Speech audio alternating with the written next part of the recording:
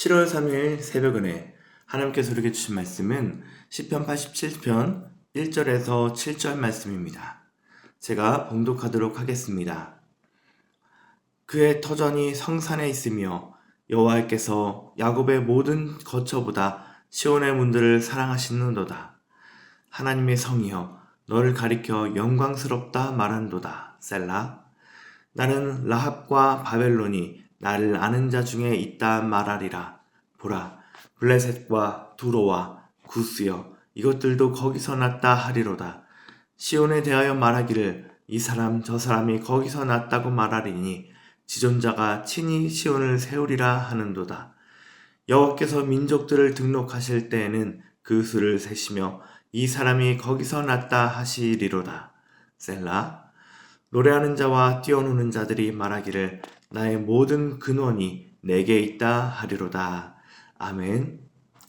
네, 오늘 이 말씀은 고라자손의 시라고 이야기를 하고 있습니다. 네, 고라자손의 시라고 하는 것 말고는 사실 이 시편이 언제 쓰여졌는지에 대해서 좀 특정할 만한 것들이 많이 없어요. 그래서 이제 그런 이렇게만 써져 있는 고라자손의 시라고 되어 있는 것들이 좀 몇 개 있긴 하거든요. 근데 이제 그래도 그나마 좀 특정을 해보자면 여기서 라합이라는 말이 나오고요. 그리고 바벨론이라는 말이 나옵니다. 그래서 이제 열국이 이렇게 나오는 이 상황 속에서 아수르가 나오지 않는 거예요. 아수르가 나오지 않는다라는 것은 아수르가 이미 멸망한 후구나라는 것들을 예상해 볼 수가 있어요. 그 전이라면 사실 바벨론도 나오지 않았겠죠. 근데 이제 바벨론은 나오는데 아수르는 나오지 않는 것으로 보아서 최소한 이제 히스기야가 아수르를 물리친 이제 기도함으로써 18만 5천 명의 아수르 군대를 물리치고 난 이후부터 시작해서 포로기 시기까지 그 연대를 측정해 볼 수 있을 것 같습니다. 그래서 오늘 1절에서 3절 말씀은요, 주로 하나님의 성 시온에 대해서 얘기하고 있습니다. 1절에서 그 성산의 터를 이제 잡았다고 얘기를 하는데요. 자, 시온산이 혹시 지금 어떤 곳에 있는지 여러분 아시나요? 시온산이요, 그렇게 막 특별하게 막 영험 있는 막 그런 우리나라에서도 막 계룡산이나 뭐 이런 산들을 보면 이제 무속인들이 많이 찾아가는 그런 영험 있는 그런 산들이 많이 있잖아요. 그런데 이 시온산은 전혀 그래 보이지 않는 그런 평범한 산이라고 해요. 높이가 한 700m 정도라고 합니다. 근데 이런 평범한 산이 사실 특별한 이유는 무엇이겠습니까? 바로 하나님께서 거하시기 때문에 그 산이 특별해지고 그럴 수 있는 것이거든요. 그래서 그 모세가 처음 하나님을 만났을 때 내가 선 곳은 거룩한 곳이니 네 신을 벗으라라고 말씀하신 곳이 뭐 그 장소가 되게 막 거룩하기 때문에 그러셨던 말씀일까요? 아니겠죠. 네, 그래 하나님께서 계신 곳이기 때문에 그곳이 거룩한 곳이라고 말하는 거겠죠. 여호와가 군대 장관을 만날 때도 신을 벗으라고 했는데 그것도 마찬가지잖아요. 그래서 하나님이 계신 곳이 바로 특별한 곳, 그런 거룩한 곳이 될 수 있다라고 생각했을 때, 그럼 오늘날 우리에게 있어서 그런 거룩한 곳은 어디일까요? 두 가지로 나눠볼 수가 있는데요. 첫 번째는 교회입니다. 하나님께서 이제 예수님께서 피값 주고 사신 우리 교회가 하나님께서 거하시는 곳, 우리가 예배하는 곳으로서 하나님이 거하시는 곳이 될 수 있겠죠. 또 한 가지는 무엇일까요? 또 한 가지는 바로 우리가 바로 주님의 성전이죠. 우리가 예수님을 나의 구주 나의 하나님을 영접한 후에 성령님께서 우리의 마음속에 찾아오셨어요. 우리가 그 하나님께 마음문을 열었더니 그래서 마음문을 열고 예수님을 나의 구주 나의 하나님을 영접했을 때 성령님께서 우리 안에 들어오셔서 우리와 함께 내주하고 계십니다. 그 성령님으로 인해서 우리는 하나님과 그런 교제하는 삶을 살아갈 수 있게 된 거예요. 근데 2절에 보면 이제 하나님께서 시온의 문을 사랑하신다라고 얘기를 하잖아요. 그래서 그 교회의 문, 우리 성소의 문을 왔다 갔다 계속 들락날락 거리는 그 사람들을 사랑하신다고 말씀하시는 겁니다.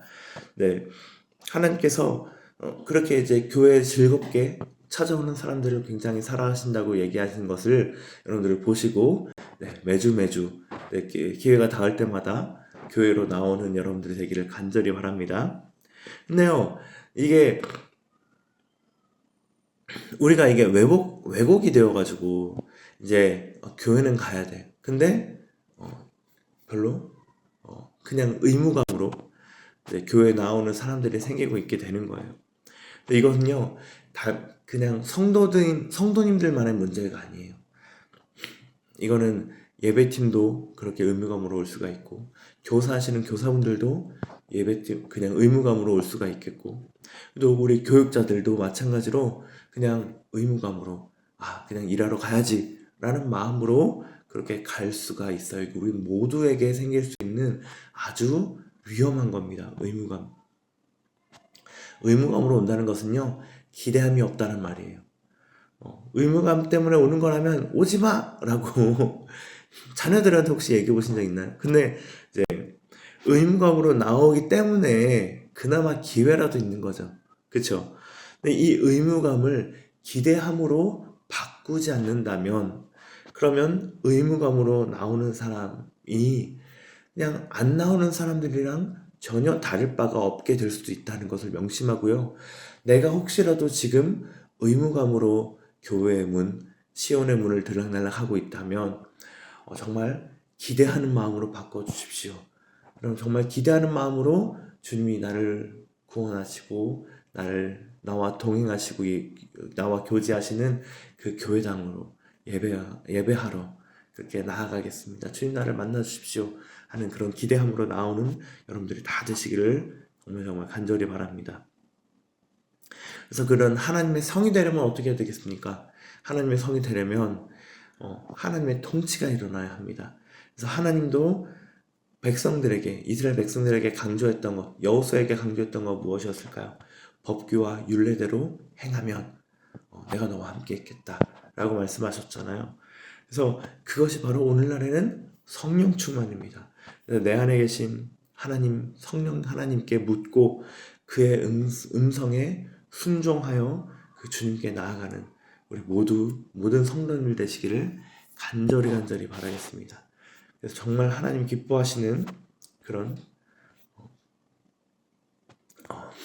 예배 드리는 의무감이 아니라 예배로 나아가는 우리 모두가 되었으면 좋겠습니다. 자, 하나님께서 주시는 메시지 두 번째는요, 열방을 복음으로 섬기는 성도들이 되자입니다. 자, 오늘 이제 지명들이 또 나오는데요.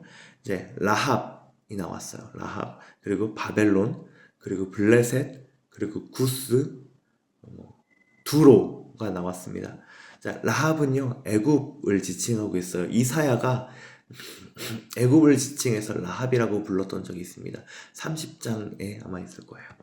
그래서 바벨론은 바벨론, 그리고 이제 지금 블레셋은 팔레스타인이라고 여러분 알고 계시죠? 그리고 두로는 어딜까요? 두로는 지금 레바논, 그리고 구스는 이디오피아라고 이제 다 들어보셨죠? 거의 모든 나라들이, 그런 모든 민족들이 하나님의 성인 시온에 적을 둔다 라고 얘기하고 있습니다. 그런 때가 올 거예요. 모든 나라가 하나님이 통치하시는 하나님의 성인 이 시온을 사모해서 그에게로 나온다라는 것들을 말해줍니다. 그러자면 무엇이 필요할까요? 무엇을 해야 그 사람들이 나올 수 있을까요? 그것은 바로 전도입니다.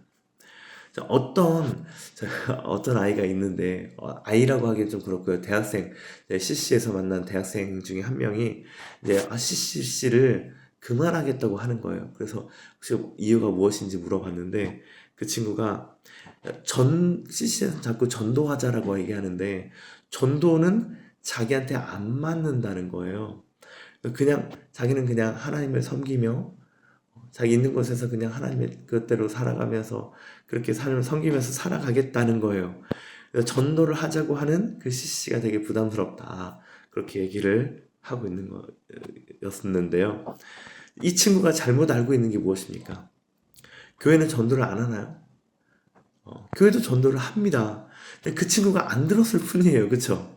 그 친구가 전도하자는 교회나 목사님의 말은 그때는 듣지 않고 그냥 이제 교회 잘 다니면서 그냥 직장 생활 하면서 복 받고 잘 사는 것 그런 것들을만을 자기가 알고 있는 하나님에 대입해서 그렇게 적용하고 그렇게 살았던 것 같아요. 교회를 전도를 합니다.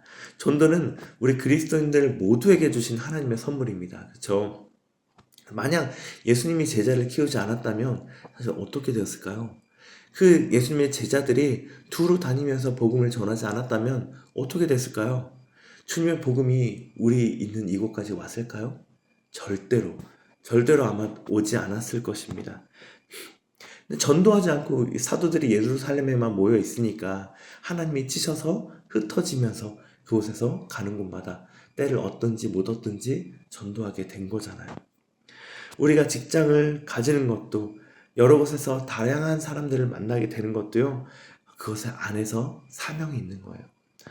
그 사람들 앞에서 우리가 하나님의 성 시온에서의 그런 즐겁고 행복하고 목적이 있는 그런 삶을 살아내는 거예요. 그래서 그렇게 살아내는 우리의 삶을 보면서 쟤는 어떻게 저런 삶을 살 수가 있지? 라고 궁금해하는 그런 사람들에게 우리가 때를 얻든지 못 얻든지 또 복음을 전하는 거죠. 그 비결을 궁금해하는 사람들에게 더 특히 이것들이 잘 먹히겠죠. 그렇게 이제 복음을 전해서 많은 다양한 세대, 다양한 열방의 사람들이 그 하나님의 통치 안으로 들어오는 것. 그것이 바로 오늘 말씀에 얘기하고 있는 그런 상황인 것입니다. 그래서 주님께서 우리를 먼저 하나님의 성 시온으로 불러주신 것은 크나큰 은혜임을 명심하십시오. 우리의 적은 이 땅에 있지 않습니다. 바로 하나님의 성 시온에 있는 것입니다. 그래서 그 하나님의 통치하시는 그 시온에서 하나님의 뜻대로 살아가시는 그런 행복을 전하는 교회 모든 성도들 되시기를 간절히 바라겠습니다. 함께 기도하겠습니다. 하나님 아버지 감사합니다. 오늘 말씀을 통하여서 우리가 하나님의 전을 거룩한 곳 하나님의 전을 의무감으로만 다니고 있었는지 돌아보게 하시니 감사합니다. 하나님 그 어떤 사람이라 할지라도 의무감으로 하나님의 이 문을 성전의 문을 들락날락 할 수가 있었는데요. 주님 우리가 이 의무감을 기대함으로 바꾸길 원합니다. 의무감을 기대함으로 바꿔서 정말 날마다 매일매일 매주 주님과 동행하는 그런 예배를 드릴 수 있도록 주님 우리와 함께하여 주시옵소서. 하나님 우리가 주님께서 우리에게 맡기신 사명인 이 전도의 일들을 잘 감당해 나가길 원합니다. 하나님의 성 시온에서 살아가는 주님의 통치대로 살아가는 우리의 삶을 통하여서 우리의 삶이 그리스도의 향기가 되게 하시고 예수님의 창문이 되게 하시고 그러므로 말미암아 열방의 사람들이 우리로 말미암아 주님께로 나아올 수 있도록 주님 오늘 이 말씀의 상황처럼 우리의 삶에서 많은 사람들이 주님께 나아오게 되는 그런 일들이 이루어질 수 있도록 함께해 주시옵소서. 예수님의 이름으로 기도합니다. 아멘.